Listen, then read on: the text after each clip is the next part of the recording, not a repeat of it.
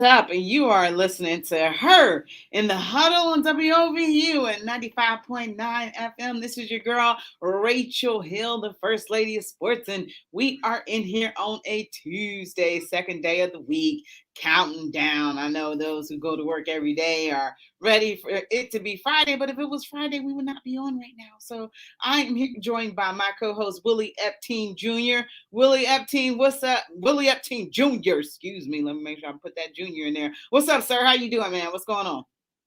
Yeah. Cleveland.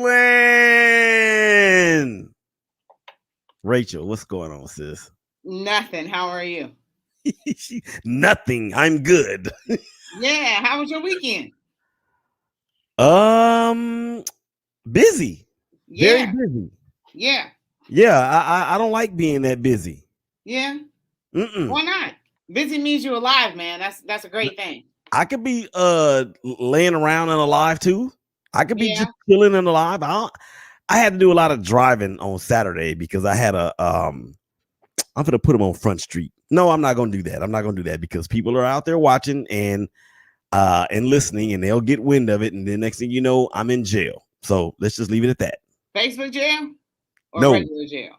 no, Texas jail. Oh, okay. Because I was about to say, I've been to Facebook jail 5 times. I'm a 5-time felon. So I think I'm ready for the real thing at this point. You know, No. I did 5 beers already, so it ain't nothing. Nah, at least in Facebook jail, you still get to eat steak and scrimps.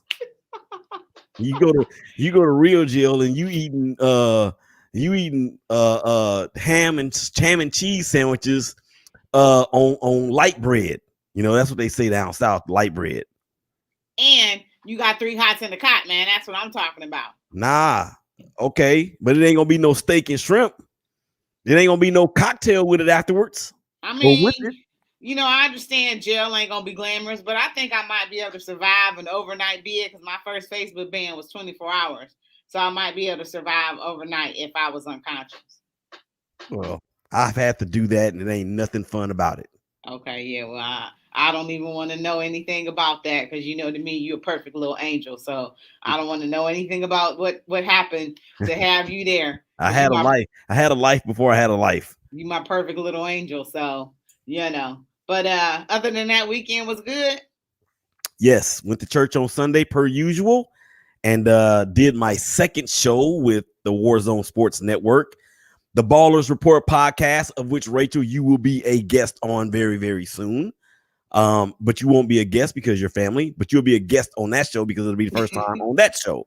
So that airs at 5:00 Central Time every Sunday, live on YouTube as well as Periscope through the Warzone Sports Network YouTube channel, as well as the Shakeback Media Group's YouTube channel. There, it'll be on both. So make sure you guys out there check us out. We talk mostly baseball, but we talk about everything as well. So it's all good. Well, I appreciate that with everything that you got going on, that you can take time out to be here on Tuesdays with me. I appreciate it because you're doing a lot. So I appreciate you can be here on Tuesday talking Cleveland sports with us. Yeah, it's about to get realer too because Red Oak High School football, we have been awarded as the official media coverage for that team all year, and they're expecting some big things this year. They went to the playoffs last year, had a really good season. First time head coach Tony Holmes. He is a member of my church, so I pulled on that relationship and was actually able to pull some strings for our relationship between the men of integrity at our church, as well as any talks that we've had. And boom, next thing you know, Corey Ellison, let's see who else, Jay Mott and Thurston Nelson and Lenerick Morgan. We will be all out there covering those Hawks all year long. That's awesome. That's a wonderful thing. That is a blessing because can you believe that we are literally under 2 weeks away? We've waited for so long. And I said we was going to talk a little bit of baseball today. So you actually segued to the sports coverage for me today. But I said we was going to talk a little bit baseball. Last night was a little bit slow for the Cleveland baseball team because they did not have a game. They was on the rest after sweeping the Los Angeles Angels of Anaheim. So coming off a big series, coming off some big wins, getting that done. So they had a day off. So now they are going into into a series against the Texas Rangers, who really, Texas Rangers are not that far from you, and they're pretty awful from what I hear. Well, they are pretty bad. I texted my homie Jose Trevino yesterday while he was playing the game, so he didn't, of course, didn't get the text until later. But he didn't respond yet either because of the play that he had made, where he actually was trying to throw out somebody, trying to pick somebody off at third base, and the ball actually hit the bag. So I texted him. I said, "How many times out of 100 do you think you actually get that to do that again?" And you know, I know what it is for him. He don't talk to me during the season, which is cool. But yeah, that's my dude right there, man. I had him on the show a couple times, 3 times I think, and he's a joy to talk to. But yeah, and the Rangers, they are having some challenging times. I mean, one of the worst teams in baseball record wise, and it hasn't gotten any better. They should have won that game in Boston yesterday. They actually would have won the series. But Rachel, I will tell you this for our Rangers fans, and I am in their backyard. Traded Gallo. Nate the Great chimes in, traded Joey Gallo to the Evil Empire. And Joey Gallo has just switched gears. He's not the strikeout king anymore. He's like over there just raking. Yeah. So, but anyway, the Rangers actually took 2 out of 3 from us the last 2 series that we've played them. Really? I don't like that. And the A's are struggling so bad right now. I just want to just come through the computer and just knock all those posters off that wall behind you. Look behind you. I know. Don't do that. We don't believe in property destruction around here. Oh, geez. But yeah, that's how I feel about it.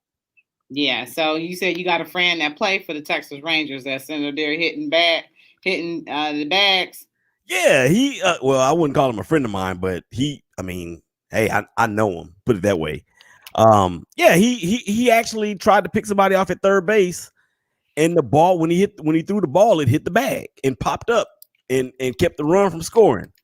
I'm like, yo, how many times out of 100 can you do that? And then there was another play in the game where I think it was the shortstop fielded the ground ball, and he put a heck of a tag on one of the Red Sox players. I can't think who it was to prevent them from tying the game in the extra frame. So I thought that was pretty dope too.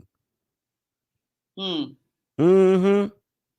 let me ask you this: the Cleveland Indians. So my co-host Marshawn Powers, that has been co-hosting with me on Wednesday. One of the things, and he was here with me yesterday because Cleveland Kate was not able to be here yesterday. So yeah, shout out to Cleveland Kate because she was supposed to be on the Super Show with us last night, and she had to call in. She hit me with a CI. What's a CI? I'm calling in, man. I can't come in. I can't make it. I got to call in. Okay. Yeah. So she wasn't able to make her in the huddle yesterday either. So it wasn't just you. It was me too. That's my heart though. So, yeah. We love Cleveland Kate, but her big girl job came a knocking. So, that's the one that, we got to make sure she's okay there. So, but one of the things that Marshawn had mentioned, and I don't know if I mentioned this to you, he said that the Cleveland baseball team had to go 28-12 in order to possibly contend for a wild card position. So since he said that, they went 25-12. Well, they didn't get the 12 losses yet, but that they knocked off 3 wins. Three wins. That's a tall tale. That's a tall order. I know. Because I was like, I don't know if this team can do, especially with, they are getting quality pitching, but it's not quality, consistent pitching. A lot of these young kids are getting it in. Did you get a chance to watch the coverage from Williamsburg? I'm pretty sure you did. And one of the things that a lot of feedback that we had got from people was that the ESPN team was not too kind to the Cleveland Indians, and it was a really big deal here. And one thing is that Cal Quantrill had a heck of a game, and you couldn't kind of tell by the way that the broadcast was set up with ESPN talking about Shohei Ohtani. What are your thoughts about that? Well, I didn't actually see the game, so I can't really comment on the coverage. I can really just comment on what you guys have said about it. And I did listen to the show yesterday with you and Natalie. Oh, I miss Natalie so much, man. We missed her on the hashtag Brothers of Baseball show. it, it to me, you just can't do that. Now, I understand. While I understand it, I don't condone it because on that stage, in that venue, with everything that's surrounding that event, Shohei Otani is the man. And I'm pretty sure that they wanted to do everything that they could to make sure that he was spotlighted. Now, I don't know how he did in the game, but I'm pretty sure that that is what their aim was. And it may have even been something that spoiled the party I'm sorry, the Cleveland baseball team actually won the game and Contrail did pitch so well. Um, so it may have been somewhat of a spoilation, if you will, but I can see why the Cleveland fans would be upset about it because our players get paid too. Mm-hmm. Yeah, and George said, when is an ESPN announcer kind to a Cleveland team? That is probably a hashtag never, but I think that, depending on, they might be kind of kind to us during football. And George says, I'm going to the Rangers Cleveland baseball team game tonight. Who's the face of that team now since Joey Gallo was given away to the Yankees? I think that's a question for you. I know that you're not the huge Rangers fan, but I think George might be asking that question of you because I ain't gonna lie, I'll be paying no attention to Texas Rangers. Right. And they actually have a kid that is really raking out there because I'm gonna get his name for you here in just a second. Yes, Adolis Garcia. He is probably the face of the franchise right now. He's leading the team in home runs with 27. And there's another kid by the name of Isaiah Kiner Falela. He's leading the team in batting average, but that team is nothing like it used to look. I mean, a lot of these names, other than Jose Trevino and maybe somebody like Willie Calhoun, who I thought would be doing way more than what he's been doing so far this year, that team just doesn't have a lot of talent and doesn't have really a whole lot of big names. Joey Gallo was probably the last of the big names to depart. And even some of the pitchers that have gone on to other teams. Mike Minor had a pretty good year, not last year, but I want to say 2 years ago. The kid that's pitching for the White Sox, I can't think of his name right now, but him and Mike Minor actually had 200 strikeout seasons the same year, which I don't think has ever happened in Rangers baseball history. But that team, I mean, by all accounts, and from talking around here, they have one of the best farm systems out there. And that's what it's going to take because right now they just don't have the talent to do anything. Okay. All right. So I guess that answered that for George. And George also wanted to know, was a person who played the pitcher who got hit by that line drive, are they okay? That will be Chris Bassett. And he had successful surgery on today, as a matter of fact. So they're expecting him to make a full recovery. Of course, he's out for the year. But most importantly, is that he's going to be okay and make that full recovery on the field. It's going to hurt us. It is going to hurt us. He was the horse, and he was actually, in my opinion, should have been in the contest or in the conversation for a Cy Young Award. He was that good, and with the trading of Luzardo at the deadline to the Marlins for Marte, and now Bassett being down, that's going to hurt our rotation, man, big time. I'm scared. Yeah, well, y'all will be okay. No. The way y'all hit against us, I mean, I know that we ain't no defensive stalwart or anything like that, but I kind of like what the A's have been doing. I follow them. I pay attention. Let's just say I don't follow them because when they play their games, basically I'm going to bed. But I pay a little bit more attention to them because of you. So based on, how they've been playing, I think y'all going to be okay. Even though that was a definite blow, y'all will bounce back. So sooner than later. But what are your thoughts? Do you think that the Cleveland Indians might, I know it's hard to beat the team, excuse me, not the Cleveland Indians, but the Cleveland baseball team. I know it's hard to beat the team 3 times in a row. But do you think that the Cleveland baseball team might possibly be able to sweep the A's? Not the A's, but the Rangers, excuse me. Yeah. Well, I mean, They took 2 out of 3 from us twice. So it just depends, really. I mean, those guys, man, they had shown some promise earlier in the season, but they just kind of fell apart, man, really from May on. I'll put it to you like this. The Cleveland baseball team needs this sweep. They need this sweep if what you guys talked about yesterday is going to have any chance of possibly coming true. Because you got to beat up on the bad teams. And as I peruse the Indian schedule, or I'm sorry, the CBT baseball schedule, it ain't easy. You got to go to Boston, Kansas City at home, and then Boston at home, 4 on the road to Minnesota, at Milwaukee, or home to Milwaukee, at Minnesota again. Then the Yankees come to town, and then a 4-game set against the Royals, 5 games against the Chicago White Sox at home, and then Kansas City and Texas both on the road to wrap up the season. So it ain't no easy road from now until the end of to September, end of September. Yeah, but you take a look and you know about the ones that you possibly feel like, okay, yeah, there are going to be some losses too. Because right now Boston is kind of tanking, so they're not doing too hot. So hopefully you can get them in here down.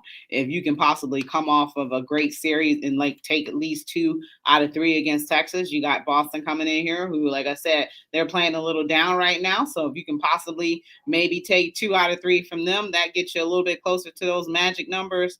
Ooh, look at me throwing magic number up in there. That gets you a little bit closer to your magic number, and that takes away some of that 28 and 12, because that was off of 40 games left coming in after that series with Minnesota. Before they entered the series with LA, they were 40 games out. They had 40 games left. So 28 and 12. So now I got that in my mind. So like I said, now 25 and 12. So you still got some losses to play around with. So, one thing that they match up very well against the White Sox. And I almost want to say that so far they have more wins this year against the White Sox than losses.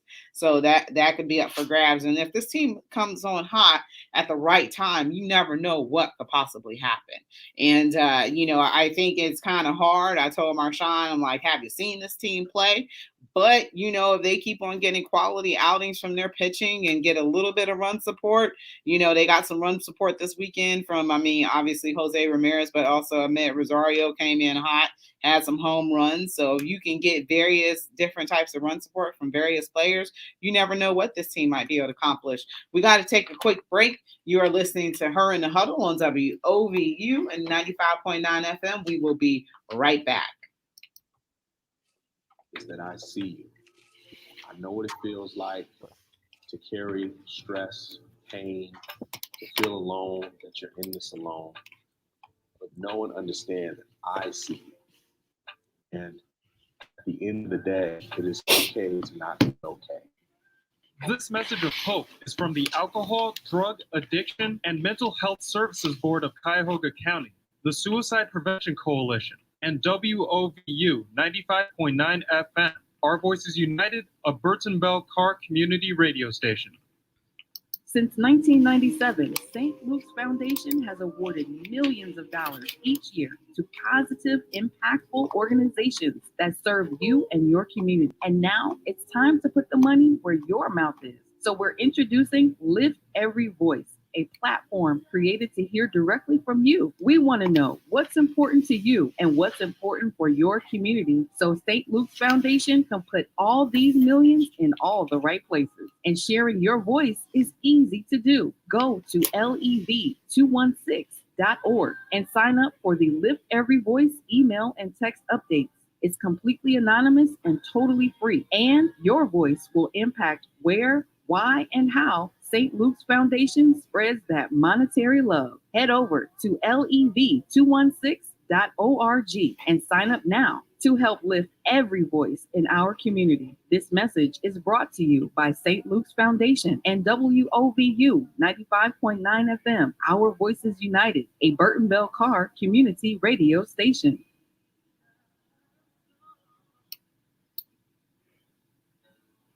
Welcome back to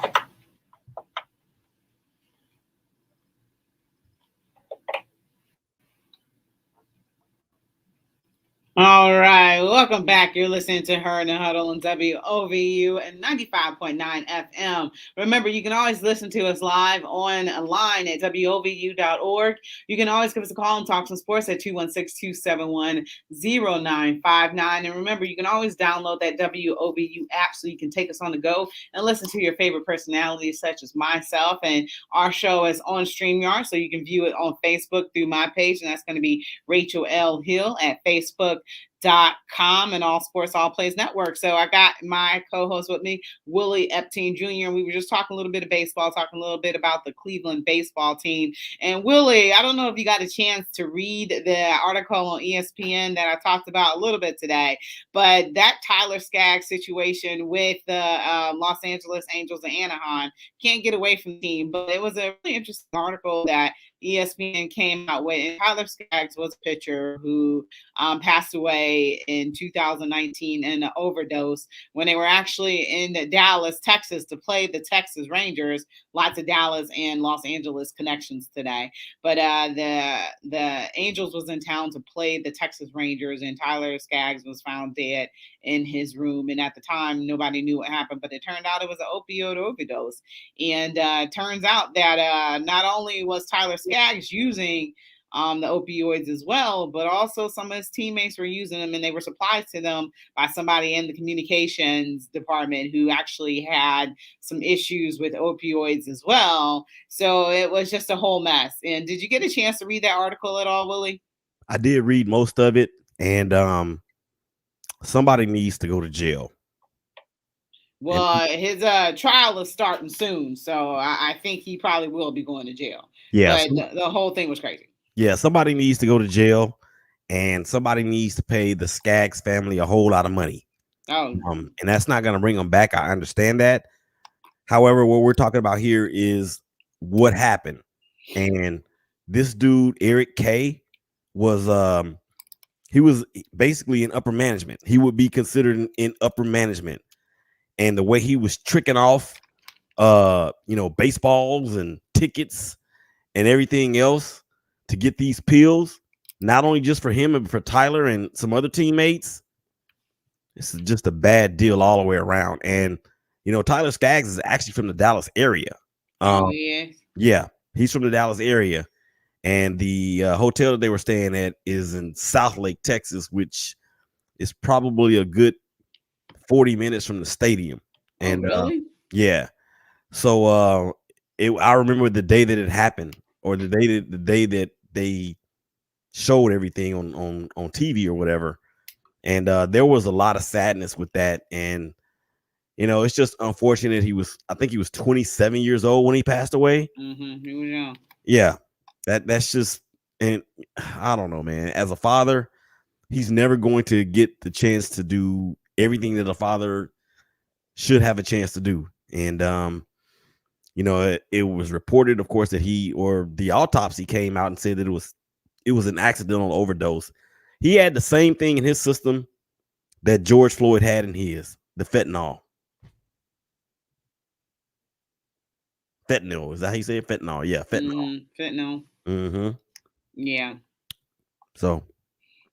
Yeah, it's just crazy. But like you said, he had a drug ring kind of going on, and this was a team official supplying the athletes with drugs and pretty much trading favors. And they said that his drug dealer, he was offering like signed, baseballs by Mike Trout and stuff like that. And he's like, "We're Dodgers fans, dude." Yeah. I'm sorry. Mm-hmm. I don't know why I think that's funny. But like the drug dealers didn't want that. So this trial, I guess, has been moved back, but it looks like it's going to be starting soon. And, obviously they said Eric had addiction problems himself and he had relapse. So that just doesn't help when you have a whole bunch of stuff going through your organization like that. And the Angels continue to have tragedy. Remember Nick Aidenhart when that happened with that car accident? So, George, I didn't get a chance to see what you said. Nate, can you put that back on? Win series is a key for, I can't say that word, George, CBT to contend. So, yeah, winning the series is going to be keys. Get away with what? He's talking about the Tyler Skaggs stuff. Oh, okay. Yeah, you know what? And it seemed like other people had to know. other people had to know what was going on. And it's just from the top to the bottom. They should have cleaned house. Everybody should have lost their job. And other people been given chances to prove themselves because, people knew about that. And it's just sad what happened and how it went down. But, we pretty much know that there's always going to be a fall guy. But it looks like this person was the person who was causing pretty much the issues. But I also wonder who those 5 angels are and if they are off the team, because this was only 2 years ago, so it wasn't that long ago. Try to think who quietly got shipped off. Might have been the ones who, but I don't know. I don't want to get out there and naming names and things like that. But he was dead in this hotel room, so it wasn't as if they were able to get him to be able to take him to the hospital and get him help. He passed away in his hotel room. So that was a big deal. So it's going to be very interesting to see what happened. Eric K has been singing like a canary. So, I mean, obviously, he goes from top of the sports world to doing jail time, and he's pretty much, came clean with everything. So it'll be interesting to see what his sentencing is going to be. And I don't know what the payout was to the family of Tyler Skaggs. I'm not sure what that payout, but I'm sure it is going to be a lot considering this was something that was done on purpose. And yeah, it was accidental overdose, but it was something that was kind of done on purpose. So I just thought it was a very interesting story to talk about a little bit. So I can guarantee you that whatever amount that they got has at least 2 commas in it. Oh, yeah, absolutely.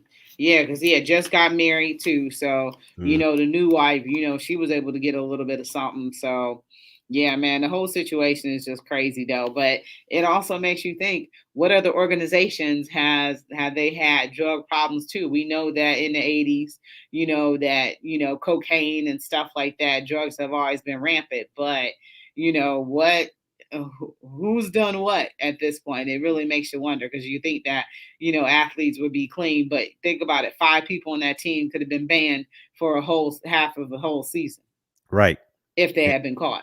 Yeah, and one baseball player who was really good that comes to mind that was reportedly to be on it and on it heavy was center fielder from the Atlanta Braves, Otis Nixon.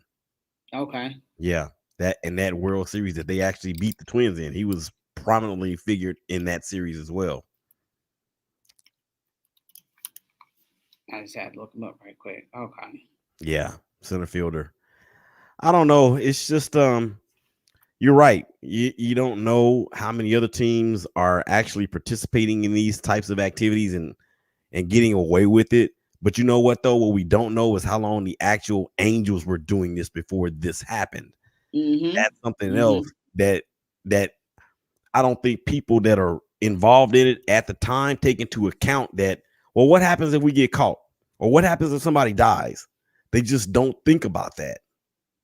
Yeah, they definitely didn't see the what happens if somebody dies part of it. And according to Eric K, Tyler Skaggs was snorting it as well. How do you snort oxy? You cut it up, the pills. You cut them up. Why would you snort it? I guess it gets into your bloodstream faster if you snort it.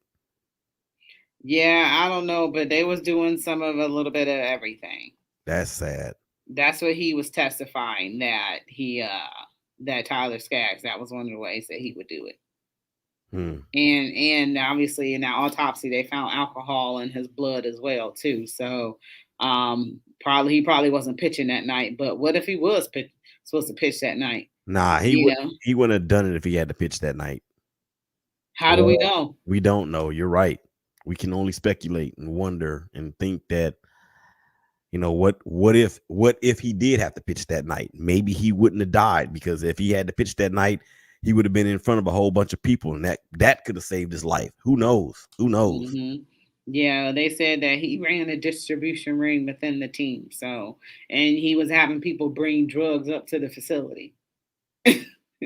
So just don't get any boat. That's like breaking into the police station and stealing a car. Man, it's just so bad. Like, and you know what? Fortunately, no one else passed away. Yeah. And George said the MLB dropped the ball somewhere on this skag scene. They absolutely did, because you don't really hear anything about, that what the MLB's role in it. You pretty much just hear about law enforcement role in it with the Angels and the former employee Eric Kay. And George said Doc Ellis once pitched. It just disappeared. It was a no Once hitter. pitched again. Okay, on cocaine. Well, he just said the illegals, so he didn't really specify which one of them it was. But yeah, and you got to think that we know that the Angels has some negligence in it because they're the operating company, if you will. I don't know if MLB has any culpability in it. I don't see why they would, because it was the Angels organization that was doing all of that. But I believe that in order for this to have gone on as long as it did, Eric Kay probably had some law enforcement people in his pocket. You think so? Oh yeah. I don't see how it couldn't have been that way. Yeah, I don't know, but this is bad. This is bad. But it seems like Major League Baseball has kind of escaped a lot of blame and a lot of controversy for this, and it's kind of been just pinned on Eric Kay and what he did as a sole, perpetrator and operator, as opposed to this is somebody who's high up with the organization, been with the organization for close to 10 years. As like literally the federal government said that you were running a drug ring within the team. Major League Baseball property, Major League Baseball players, everything Major League Baseball associated with this team. So it's like Rob Manfred was just like, we don't have nothing to do with this, and we're just gonna kind of leave it at that. He on his own. This is something he did. That's that. Yeah, but can you imagine though, because of all of the scrutiny that MLB went through during the steroid and the performance enhancing drug era, and then have this? Yeah, it's a PR. It's a PR nightmare. It is. Yeah, because these are performance enhancing drugs as well. If you look at it on the surface, yes, it is. Yeah, and no telling who is high going to these games, and it makes me think of these athletes completely different now. I mean, but just with a situation like this and the unnamed people, like I said, it'd be interesting if we did backtrack and look at who quietly was dealt away around that time and who disappeared from that time. But supposedly there's 5 other players not named who was involved in this. So it's a very interesting situation, and it'll be interesting to see what the outcome will be with Eric Kay and just kind of how Major League Baseball, I would say they've distanced themselves from this whole thing. And I really don't think that they should have. I think would have been a perfect time to do some drug PSA and get these players help. If they're addicted to drugs, why aren't you getting these players some help? Yeah. And that's an underlying issue in itself. Rob Manfred is awful. But you know what, Willie? You know what needs to happen? We got to take a break. Yeah, we got to take a quick break. You've been listening. You've been listening to her now. WVU 95.9. We'll be right back to this guest because Major League Baseball wasn't doing any. We'll be right back. Board, also known as the Adams Board of Cuyahoga County, wants everyone to stay safe. If the stress of the pandemic is overwhelming, help is available. Call the 24-hour crisis hotline at 216-623-6888. That's 216-623-6888. If you are using drugs, remember all drugs may contain the highly addictive substance fentanyl. Please test your drugs and never use drugs alone. Carry Narcan in case you are witness to an overdose, and call the 24-hour crisis and referral hotline when you are ready for help. It's 216-623-6888. Again, it's 216-623-6888. This message is brought to you by the Adams Board of Cuyahoga County and WOVU 95.9 FM, Burton Bell Carr Community Radio. Life is getting back on track, and you can too. If you or your family have experienced financial hardship as a result of COVID-19, Tri-C can help with tuition assistance. Safely get the in-demand degree or training you need with online and on-campus classes. Go to tri-c.edu to check out our programs and resources. So, what are you waiting for? Register now for fall classes. Tri-C is where futures begin. This message is brought to you by Tri-C and WOVU 95.9 FM, Our Voices United, a Burton Bell Carr community radio station. Welcome back to Her in the Huddle with Rachel Hill, the First Lady of Sports.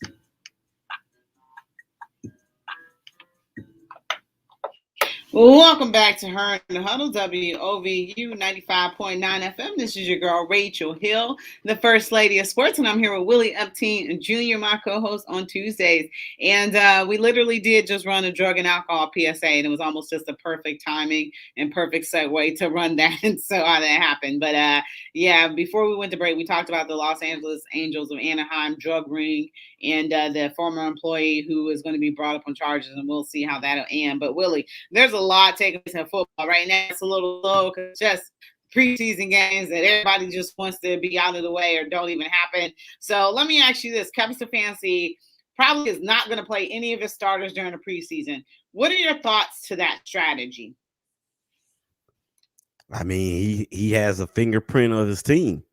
And if he thinks that's what's best and that it's going to work, go for it. I mean, the third game in the past preseason seasons was the dress rehearsal. So if they didn't have the dress rehearsal in the second game, why even run them out there in the third game? It would be the same thing if there were 4 games. They don't even play in the fourth game either. So I anticipate that there will be some sort of, I don't know, accelerated type of practice going forward after the third game till the season starts. And can you answer this for me if you know the answer? Did the Browns have any inter squad or did they have any team against team practices with any other? They did. Yeah, they just came off of that with the Giants on Thursday and Friday of last week, and then they played them on Sunday.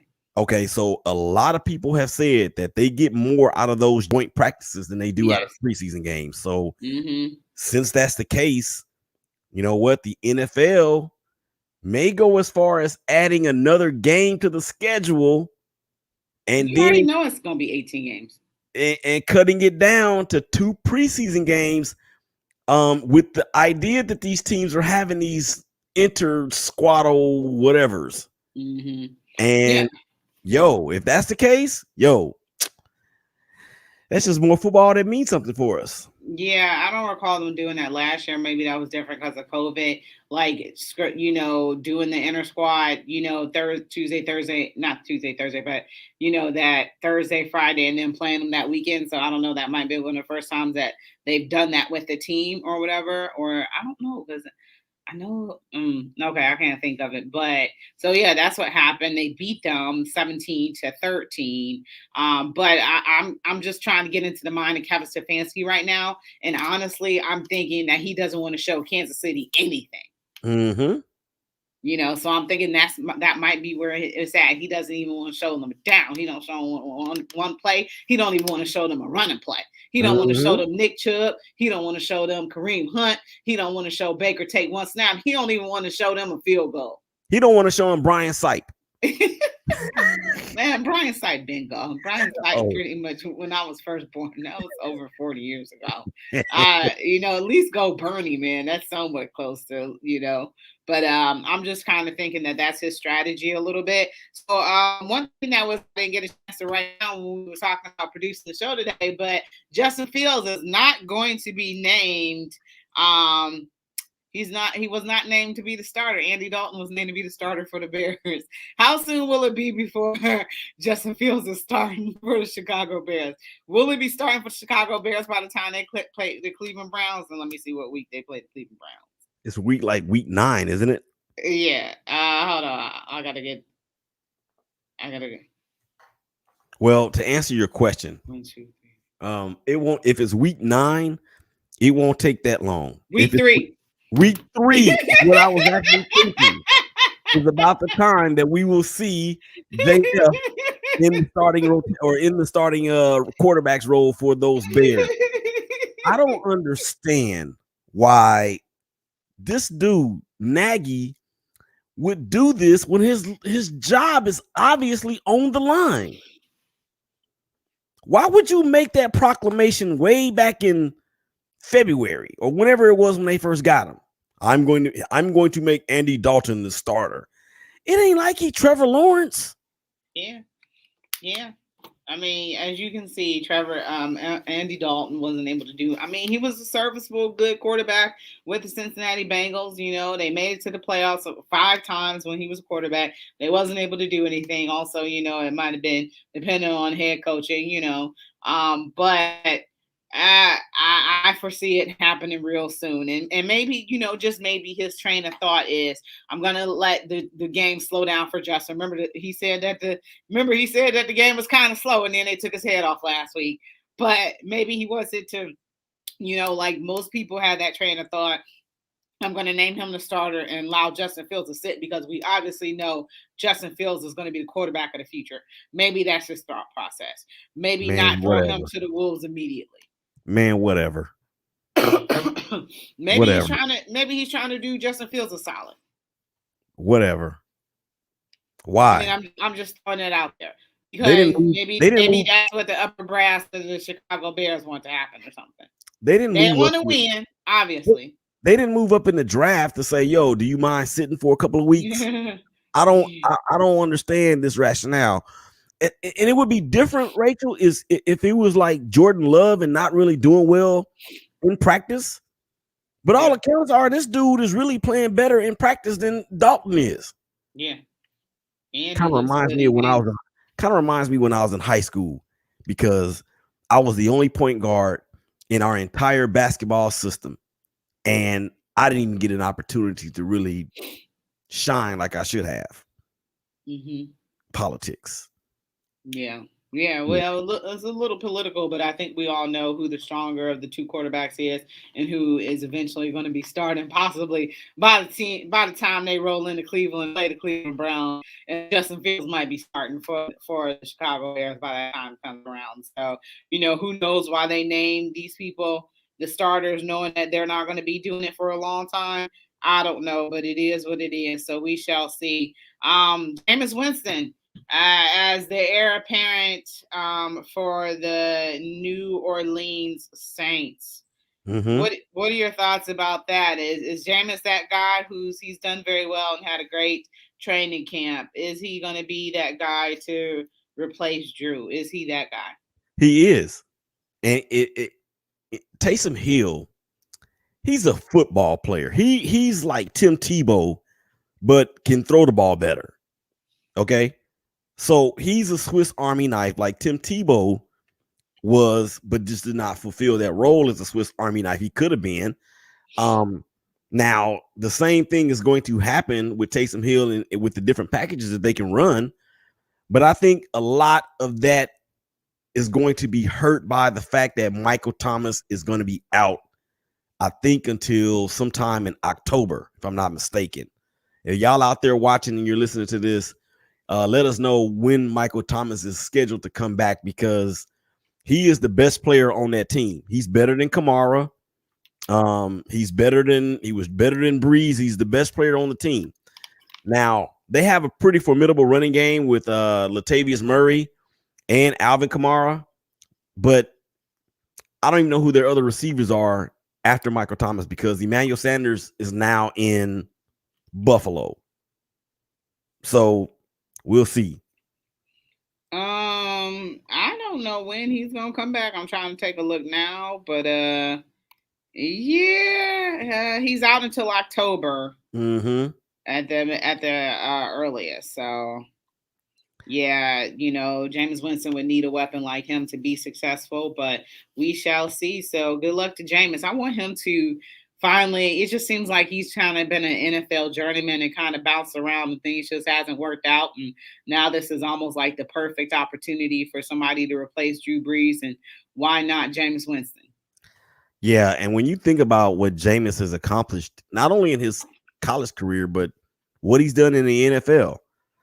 I mean, I understand the 30 interceptions. We talked about this last night on the Shakeback Sports OT, or actually last week. The fact that Jameis Winston has thrown for 5,000 yards in this league. He's thrown for 33 touchdowns in this league. He's a leader in this league and for whatever team he's on. So he's on a better team now to where he doesn't have to do nearly as much as he was doing in Tampa. So that should, and along with the maturity that we hope he has been able to obtain since that process in Tampa Bay fell down, that he will be a little bit more mature, make better decisions on the field, and can actually cut down on those turnovers, because that's what everybody's banking on, that he's going to do the same thing in the NO that he did in Tampa Bay. Yeah. Well, he threw for 123 yards and 2 touchdowns and went 9-10 in the first quarter of the preseason. So, he's doing all right. And then I guess they got a Monday Night Football game coming up. There's no preseason Monday Night Football games, are there? I don't think. Well, there was one last night, but I don't even. At that point, It was it was actually the Saints. They played last night. Yeah, I was just about to say, I think it might have been the Saints who played last night. Started on Monday Night Football. Yeah. So they beat the Jacksonville Jaguars 23-21. Mm-hmm. So Travis Etienne is out for the rest of the season. Ain't that crazy? Liz Frank. It's terrible. Liz Frank. I was like, you give Trevor Lawrence one of his favorite weapons in college. I'm like, how cute is it that they came in the league together to the same team, and now he's gone for the rest of the season. Yeah. I wonder how Urban Meyer's taking that one. But what that's going to do is allow an already beast of a running back become more beastful. And I'm talking about James Robinson. That dude will run for 1,500 yards this year if Trevor Lawrence can stave off a 8, 9, 10-man box. Maybe not a 10-man box, but at least an 8-9 box. Yeah, but did you that Travis Etienne was going to be able to figure in very big for that offense for Jacksonville, or was he, going to be mid-lane since he was a rookie? Nah, they were actually lining him out at wide receiver. Okay. In training camp and before the actual preseason game started. So that's what he did at Clemson. I mean, that dude was a violent runner at Clemson, but he could run away from you too. Yeah, and he can ball out the backfield. So he's I was gonna say he's a great pass catcher. Mm-hmm. Look, Ohio State we finally was able to get them back, but Ohio State knows how effective and how potent that he could be, and so does Urban Meyer as well. So, hopefully, Travis Etienne, unfortunately his first season is a wash, but hopefully he gets better, and you can see maybe next year what those two might be able to do. Trevor Lawrence coming off of his first year and probably be a bad year.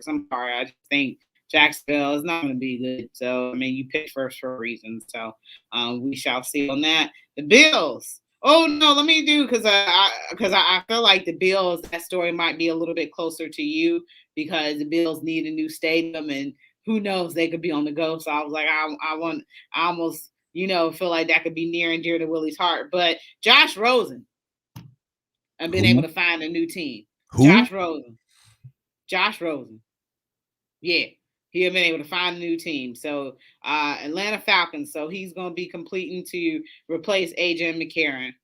What do you think about that? Just that quick. Able to find a new team. Next question. And Colin Kaepernick still don't got a team. Ain't that you don't crazy? Want and Colin Kaepernick does not want to play football anymore. That's what that is. He don't. No, he don't. Would you? No. Exactly. And I just got an alert that the A's have lost again to the Seattle Mariners. I'm scared. What are you be scared about? There's still plenty of time. You got 30-something games. I'm scared. You got 30-something games, man. If I was there right now, I'd slap you in your face. You got 30-something games. Quit crying. Okay. You'll be all right. So okay. Anyway, I'll shake you a little bit too. But yeah, what are your thoughts about him being given another opportunity to compete?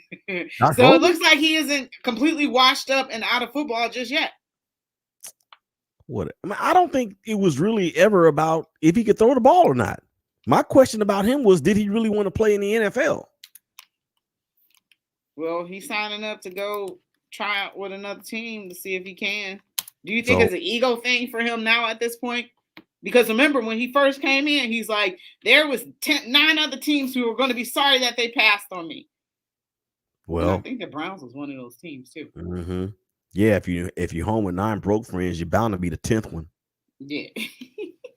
So, I unless his attitude towards the game has changed to where he wants to play, because there's a difference in playing and actually being or being on the team and then actually playing.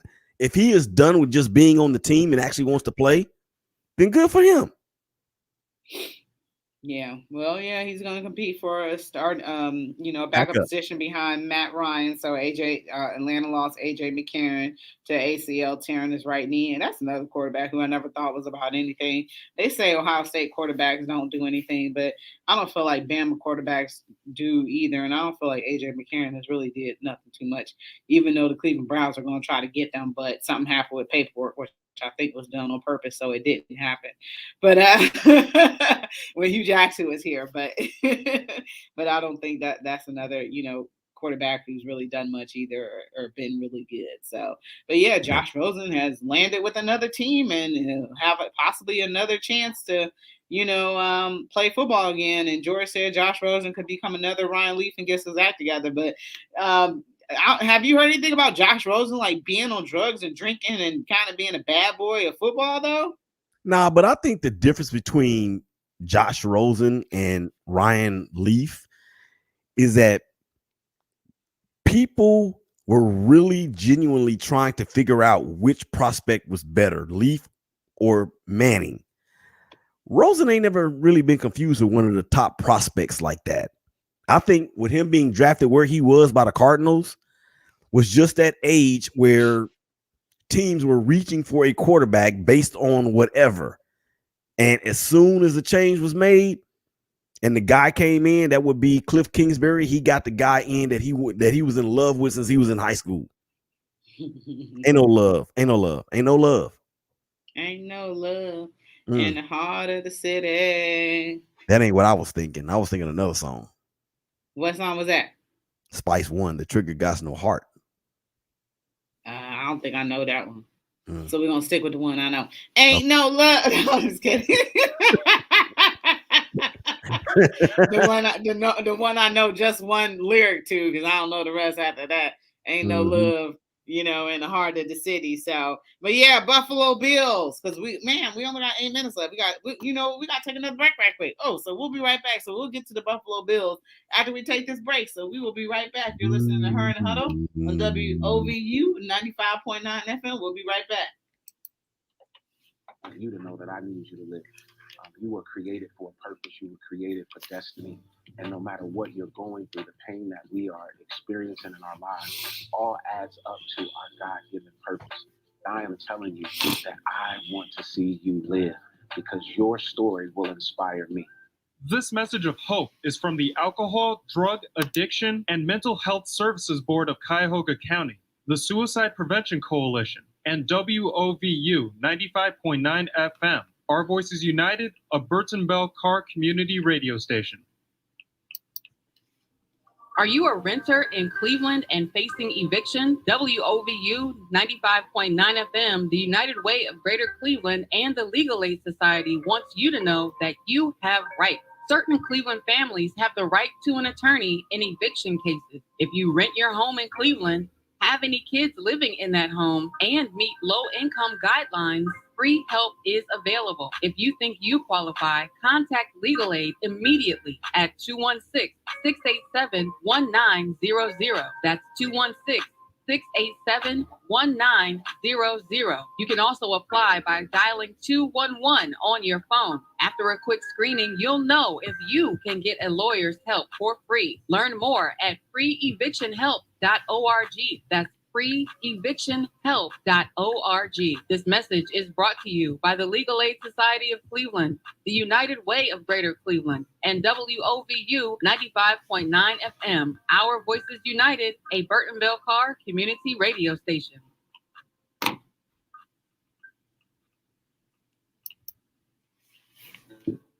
Welcome back to Her in the Huddle with Rachel Hill, the First Lady of Sports.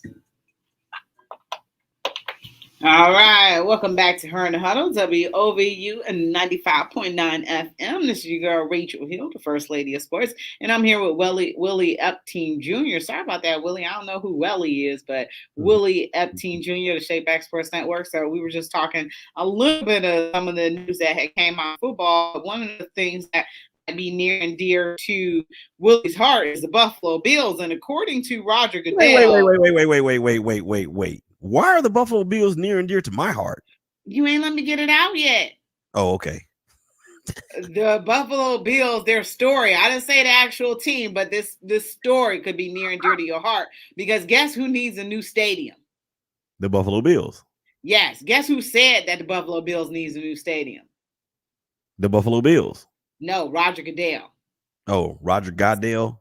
Yeah, Roger Goodell. So when Roger Goodell puts that out there, that kind of gets me thinking that if somebody don't get the Buffalo Bills a new stadium, could the Buffalo Bills be on the move? Yep. I'm gonna tell you where. And that's the reason why I said it could be near and dear to your heart because of what happened with your beloved Raiders. Nobody would build them a stadium, so they bounced. They chucked up the deuces. So because man, I could only imagine what would happen if the Buffalo Bills moved out of Buffalo and relocated elsewhere. Because kind of, do we really need Buffalo football teams? Like, yes, we do. They don't Yes, got any other sports there. It's just they have the Buffalo Sabres. Yeah. Some. I mean, yeah. Oh, okay. Well, yeah. It's hockey. It's hockey. Nobody really cares about that. So I'm just like, there's a couple like nobody really needs the Green Bay Packers because no, you can't say that. Like, that's blasphemy. There's nothing in Green Bay other than the Packers. Have you ever been to Green Bay before? I haven't, but there's nothing there. Just teams that really just we don't really need Jacksonville. They don't have any other sports there. I'm talking about sports city. Buffalo really isn't, and they probably only got the Sabres because they only got the Buffalo Bills. But what are your thoughts about the Buffalo Bills could possibly, if they don't get that new stadium, be on the move?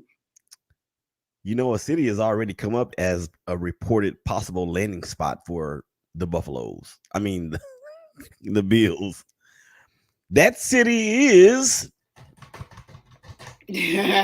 Oakland. No. Austin, Texas. Why? Don't know. Ew. They already have a team there. There's no football team in Austin, Texas. The Dallas Cowboys might as well be. I mean, how far is Austin from Dallas? What, like 30 minutes? No. They already got a football team. 3.5 hours. Oh, so I mean, they got University of Texas. They all right. And that's the reason why I don't think they should do that, because UT is king, not only in Austin, but really, well, used to be prominently in all of Texas. Stop it. So that was for somebody else. Oh, okay. But I remember when Vince Young came up there and did his thing at the Horseshoe. I was really pulling for Ohio State because I couldn't. I didn't eat for 2 days after that. I didn't eat for 2 days. Yeah, I couldn't stand. I still can't stand Texas. But Ryan Hamby, I believe, did not catch that would-be touchdown. Yeah. Mm-hmm. And then they came in the next year and did their thing. No. But let me tell you what Austin actually has going for it. Austin is one of the fastest growing cities in the nation. I mean, they have over 1 million people out there, and there's a vibe down there that's kind of electric, and it's like that, I guess, when you have a school that is large as Texas, University of Texas, because it's got like 60,000 students, or more. I don't think it'll be a good idea to put the Bills in the same city as the Longhorns, but I can understand why they would throw Austin out there as a potential landing spot. No, and just no. Mm-hmm. Austin doesn't need a team. That's a standalone city. I'm not with that. So the city of Buffalo and the people that are behind the scenes need to do everything to make sure that team stays in the city of Buffalo. And I will tell you something. If something happens with that team in Buffalo, Cleveland will support it just like they supported us when the Cleveland Browns did go to, unfortunately, Baltimore. But Willie, very, very, very quickly, how can they get at you? We got less than a minute left. At Shakeback Media Group on the Twitter, on the Instagram, and tune in app, Shakeback Sports Show, 12s and 6s, 1s and 7s, Saturday and Sunday, hashtag Brothers of Baseball, 12s and 6s, 1s and 7s on the BGC Sports Network. Man, that is not quick enough. I'm just kidding. This is Rachel Hill, 1ST Lady of Sports. And I always want to thank you so much for listening to us. You have been listening to Her in the Huddle on WOVU 95.9 FM. Make sure you keep it locked right here. We are